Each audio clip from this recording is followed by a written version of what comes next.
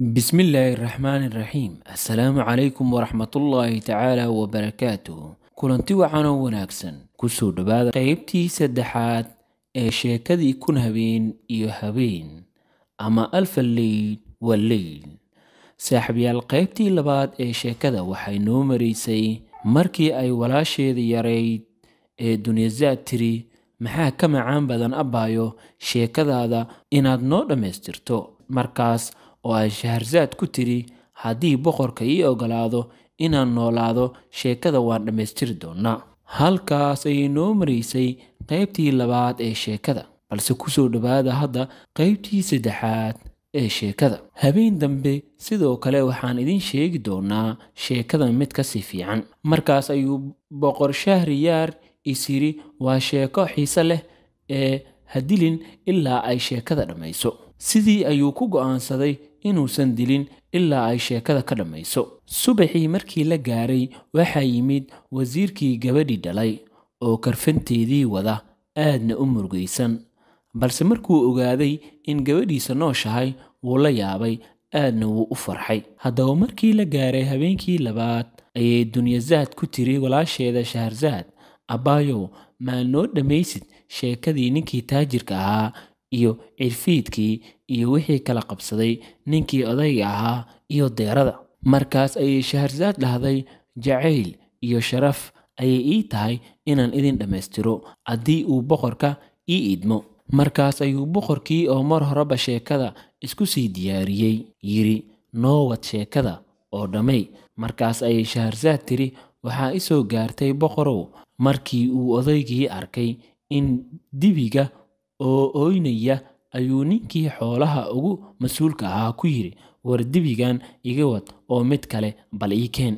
Markaas ayay Shahrazad tiri, waxaa i soo gaartay boqorow markii uu odaygii arkay in uu dibiga ooynayo ayuu ninkii xoolaha ugu mas'uulka ahaa ku yiri, war dibigan iga wad mid kale bal ii keen. Cirfiidkiina wuxuu la yaaban yahay sheekada, yaabkeeda iyo siday wax u socdaan. Ninkii odayga ahaa wuxuu yiri, sayidkii jinniyadu waxaas oo dhan markay dhacayaan naagtayda wayna daawanaysaa, waxayna leedahay dibigan qal wuu buuran yahay ee qal iyo wixii la mid ah. Laakiin aniga dibiga eegmadiisa markaan ka naxay ayaan iska sii daayay, waxaan ku dhahay ninkii xoolaha ii qaabilsanaa, dibigan iga wad waan ka yaabanahay. Subaxii markii la gaaray waxaa ii yimid ninkii xoolaha ii qaabilsanaa, wuxuuna igu yiri bishaarayso. Markaas ayaan waxaan dhahay maxaa dhacay?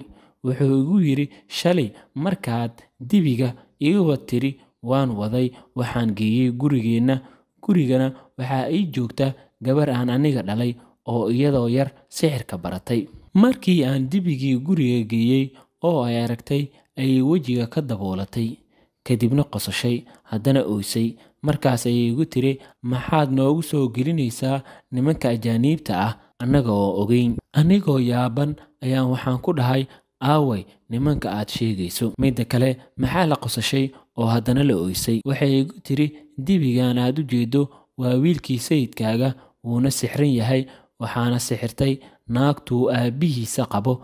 Taas waa sababta aan u qoslay, sababta aan u ooyana waxay tahay lo'dii la qalay waxay ahayd hooyadiisa.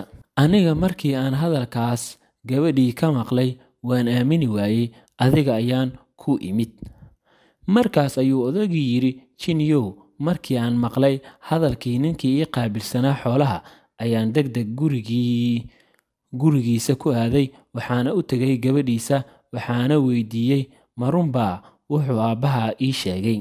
Markaas ayay igu tiri, haa waa runtayda, dibigan waa wiilkaaga, waana beerkaaga gabalkiisa. Anigii waan iska ooyey, waxaana gabadhii ku dhahay, haddaad wiilkayga sixirka iga furto waxaan ku siin doonaa maalkayga oo dhan. Markaas ayay gabadhii igu tiri, aniga maalkaaga dan kama lihi, 2 shuruud ayaan wataa. Haddaad ii samaynayso wiilkaaga sixirka waan kaaga furayaa. Shardiga koowaad wuxuu yahay inaad wiilkaaga ii guuriso. Kan labaadna wuxuu yahay in aan naagtaada sixiro, kama aamin qabo dhagartayda. Markaas ayaan gabadhii ku dhahay, intaas aad ii sheegtay waan kuu samaynayaa, waxaana kuu sii dheer inaan ku siiyo hantidayda oo dhan. Naagtaanna sidaad doontid ka yeel. Markay hadalkaygii maqashay ayay waxay soo qaadatay dheri yar oo meesha yaalay, waxayna ku shubtay xoogaa biyo ah iyadoo wax ku akhrisay. Kadibna biyihii ayay waxay ku firdhisay dibigii, waxayna dhahday, dibiyow, haddii allaah adoo dibi ah ku abuuray, ha isbeddelin oo dibigaaga iskaga ahow. Haddiise aad sixran tahay, ku soo laabo abuurkaagii hore idinka Ilaahay. Markaas ayuu dibigii dhalaalay, wuxuuna isku beddelay insaan. Markaas ayaan isku duubay markaan arkay inuu wiilkayga yahay. Waxaana ku dhahay, allaah baa kugu dhaarshay, iiga sheekay siday wax u dhaceen. Markaas ayuu sheekadii bilow ilaa dhammaad iiga sheekeeyey iyo waxa ay ku samaysay naagtaydii in adeertaydii ahayd. Markaas ayaan wiilkii gabadhii u guuriyey, iyadana waxay sixirtay naagtaydii oo deeradan isku beddeshay. Anigana waan isaga soo tagay dhulkii oo dhan si ay wiilkayga iyo gabadhaas nabadgelyo ugu noolaadaan. Anigoo jidkan marayo ayaan waxaan arkay ninka meesha cidlada ah keligii fadhiya oo oonaya. Kadib markaan waraystay ayuu qisadii qabsatay iyo say wax u dhaceen iiga sheekeeyey. Jiniyow, hadday sheekadayda ku cajibgelisay, ninkan dhiiggiisa 3 meelood meel ii hibeey. Markaas ayuu jinigii la yaabay sheekada ninka odayga ah iyo deeradii ka dhexaysay, wuxuuna ku jeestay deeradii asigoo yidhi, ma runbaa wuxuu sheegayo odayga? Markaas madaxa u ruxday, haa. Markaas ayuu jinigii yidhi, wallaahi waa sheeko cajiib ah, wayna ii cajibgelisay. Markaan ninkan dhiiggiisa 3 meelood meel waan kuu hibeeyey. Markuu jinigii hadalkaasi yidhi ayaa waxaa hadlay ninkii watay 2 ey, wuxuuna yidhi, jiniyow, haddii aan kaaga sheekeeyo sheekadayda oo ay ku cajibgeliso ninkan dhiiggiisa 3 meelood meel ma ii hibeynaysaa? Markaas ayuu jinigii yidhi, haddii ay ii cajibgeliso waan kuu hibeyn doonaa. Markaas ayuu ninkii 2 ey watay sheekadiisa ku bilaabay, sayidkii jinniyadow, waxaad ogaataa in 2dan ey ee ila socda ay yihiin walaalahayga, aniga ayaana 3 ku ah. Aabbaheena wuu dhintay, wuxuuna dhaxal ahaan noogu tegay 3,000 oo diinaar. Waxaana qaybiyey dhaxalkii oo mid kasta waxaa ku soo aaday 1,000 diinaar. Aniga qaybtaydii waxaan ku furtay dukaan, wax baan soo iibsanayey waana sii iibinayey. Walaalahayga xoolahoodii way la safreen, anigoo ugu dhigayo safarka iyo dhibkiisa si uu ganacsiga safarleyda u galaan. Waxayna maqnaayeen muddo sanad ah, laakiin waxay soo laabteen iyagoo gacmo maran oo waxba haysan. Waxaan ku dhahay, waan idin sheegay in safarka dhibaatooyin leeyahay, ee maxaad u safarteen? Markaas ayay igu dhaheen, waa qadar Alle, maantana waxba ma haysano, hadalna waxba ma noo taraayo. Markaas ayaan waday, waxaana geeyey dukaankii anigoo dhar iyo cuntaba siiyey. Kadibna waxaan ku dhahay, imaqla, waan isla shaqaysanaynaa oo ganacsigan ayaan sii wadaynaa. Sanadkiina mar ayaa la xisaabinayaa, wixii faa'iido ee aan helno waan kala qaybsanaynaa. Markaas ayay iiga oggolaadeen. Muddo sanad kadib, markaan shaqaysanayay oo faa'iido fiican helnay, ayay waxay iigu dhaheen, aan safarno, waxaa laga yaabaa inaan soo faa'iidno, balse waan ka diiday. Wixii saas la ahaadaba, iyagana maalin kasta igu hayaan aan safarno, ayaa markay muddo ka soo wareegatay oggolaaday hadalkooda. Waxaan xisaabiyey hantida dukaanka taalay, waxayna noqotay 6,000 oo diinaar. Markaas ayaan waxaan ku dhahay, lacagta waan kala qaybinaynaa 3,000 waan qaadaynaa, 3 soo hartayna meel ayaan ku duuganaynaa si haddii hadhow u soo khasaarno aan tan kale uga baxsano. Wayga oggolaadeen. Kadibna waan safarnay. Ninkii 2 ey watay asigoo hadalkiisa sii wato ayuu wuxuu dhahay, kadibna waan safarnay aniga iyo 2dii wiil ee la dhashay, waxaana horay u sii qaadanay lacagtii 3,000 ahayd.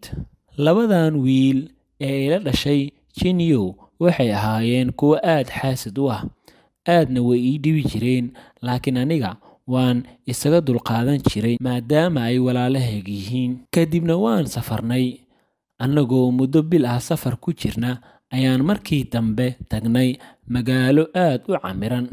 Markaas ayaan badeecadii aan wadnay suuqa u iibgeynay, waxaana halkii diinaar ka faa'iidnay 10 diinaar. Kadibna waxaan go'aansanay inaan safar kale galno. Maalinkii aan safarka geli lahayn, maalintii ka horeysay, anigoo kaliya xeebta maraya waxaan xeebta ku arkay gabar jaariyad ah oo aad u qurux badan.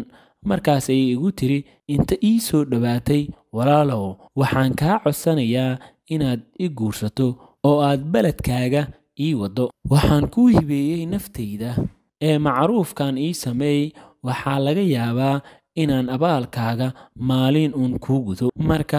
Markaan hadalkeeda maqlay, aad ayaan ula yaabay, qalbigaygana wuu jilcay, anigoo ka naxay in gabar kaligeed meeshan cidlada ah joogta iyo duruufta ay ku jirto. Markaas ayaan waday, waxaana u soo iibiyey dhar aad u qurux badan, anigoo sidoo kale markabkii safarka meel qurux badan ugu habeeyey, waana guursaday.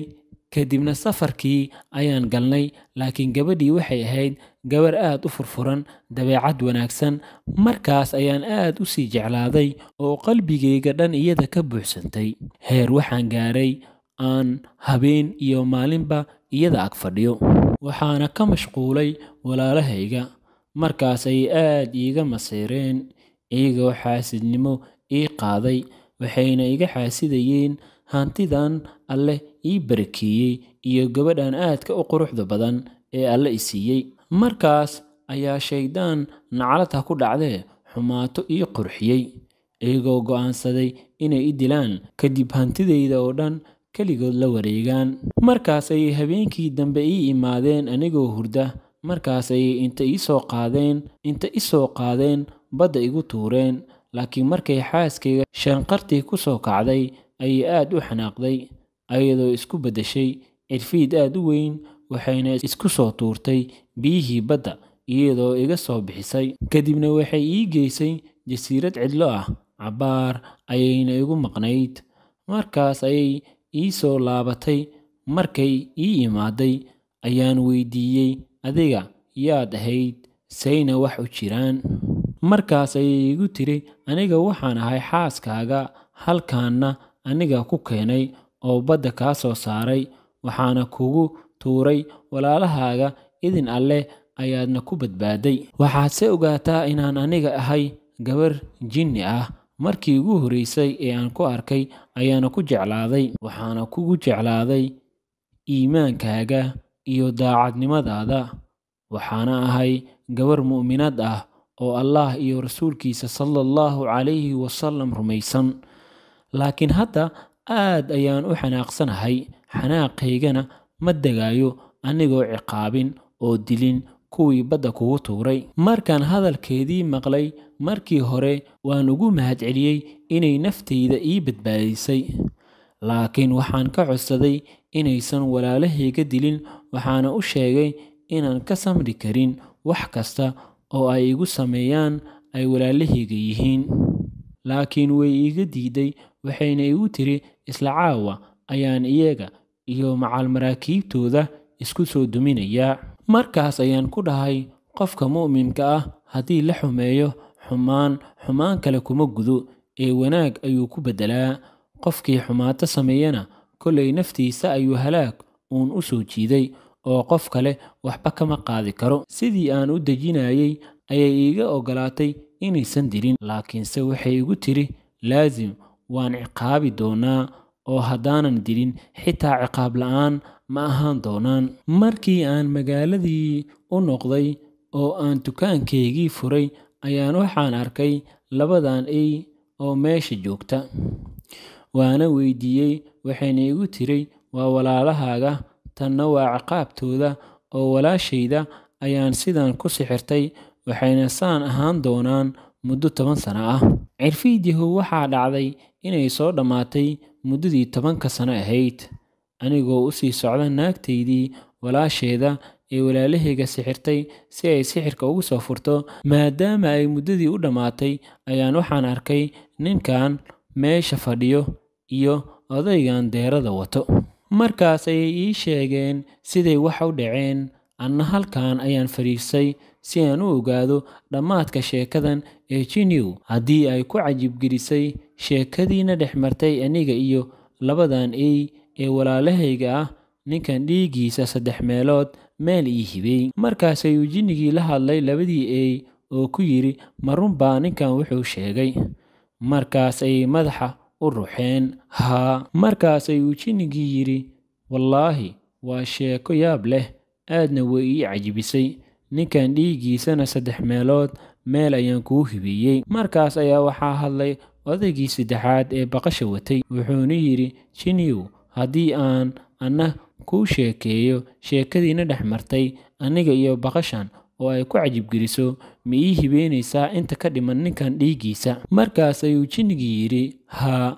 Markaas ayuu odaygii baqasha watay yidhi Jinnigu, boqorkii jinniyadu, baqashan aad u jeedo waa naagtayda. Aniga waxaan ahaa nin ganacsade ah oo safar badan, waxaana lahaa hanti badan. Maalintii dambe ayaan baxay oo safar aaday, waxaana maqnaa muddo sanad ah. Kadibna waan soo laabtay. Markaan gurigayga imaaday waxaan u imaaday naagtaydii oo sariirta la saaran yahay nin addoon ii ahaa. Markay ii aragtay ayay inta hadal aanan fahmin ku hadashay, biyo meesha yaalayna way igu soo firdhisay. Waxayna igu tiri ka bax muuqan ee noqo. Isla markii waxaan isku beddelay oo yeeshay muuqaal ay. Kadib gurigii ayay iga soo ceerisay, burisay. Gurigiina waan iska soo baxay anigoo isku maleeyo inaan qar waayo. Sidii aan u soo socday waxaan u imid nin kawaanle ah. Markii uu i arkay ninkii kawaanlaha ahaa, wuxuu i siiyey xoogaa hilib ah iyo lafo, waxa uuna ii waday gurigiisa. Markii aan guriga galay waxaa ii aragtay gabar uu kawaanlaha dhalay. Waxayna ahayd gabar sixirka wax ka taqaano. Waxayna dareentay inaan sixranahay, iyada oo ku tiri aabbaheeda, aabbow waxaan i hortaagan ma ahan waa nin maskiin ah oo ay naagtiisa sixirtay. Waxaana awoodaa in aan sidiisa caadiga ahayd ku soo celiyo oo aan sixirka ka furo. Markaas ayuu kawaanlihii ku yidhi gabadhaydii waan kuu ducayn, ninkan ka fur sixirka.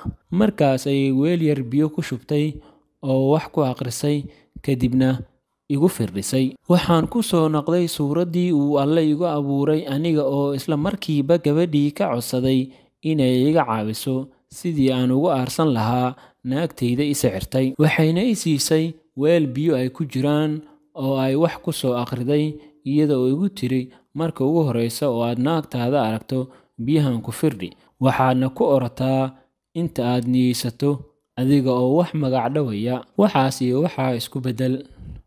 Anigana waan soo baxay oo sidii ayaan sameeyey. Waxaana ku idhi baqal isku beddel. Sidaas ayayna baqashu ku noqotay, waana middan ku soo fiirinaysa. Markaas ayuu cirfiidkii baqashii fiiriyey, wuxuuna ku yidhi ma sax baa waxa uu ninkaaga sheegayo? Markaas ayay madaxa ugu inshaartay haa. Markaas ayuu inta Jinnigii gilgilay seeftiisa yidhi waan kuu hibeeyey ninka dhiiggiisa inta ka dhiman. Markii sheekada halkaa marayso ayay Shahrazad dareentay in subaxii la gaaray, wayna aamustay iyadoo joojisay hadalkii u banaanaa. Markaas ayay walaashaydii ka yareed Dunyazaad tiri maxaa ka macaan badan sheekadaada kana fiican? Markaas ayay Shahrazad tiri tan waxba ma ahan haddii lala bardhigo sheekada aan habeen dambe idin sheegi doono, waa haddii uu boqorka ii ogolaado inaan noolaado. Markaas ayuu boqorkii Shahriyaar yidhi wallaahi baan ku dhaartay inaan dili doonin ilaa ay sheekada ka dhammayso, waayo waa sheeko aad u cajiib ah. Sidaas ayaana maalintaas gabadhii dilka ugu badbaaday. Haddaba maxaa dhacay habeenkii 3aad ee sheekada? Guud ahaan gebi ahaanba sheekadii 1000 habeen iyo habeen ama 1000 leyl wa leyl halkaas ayaan ku soo gabagabayn doonaa saaxiibayaal. Tani kulan dambe inta dib u kulmi doona qaybta 4 ee sheekada. Waa anigoo ah Cabdikariin Macalin Ciise oo idin leh sidaas iyo nabadgelyo.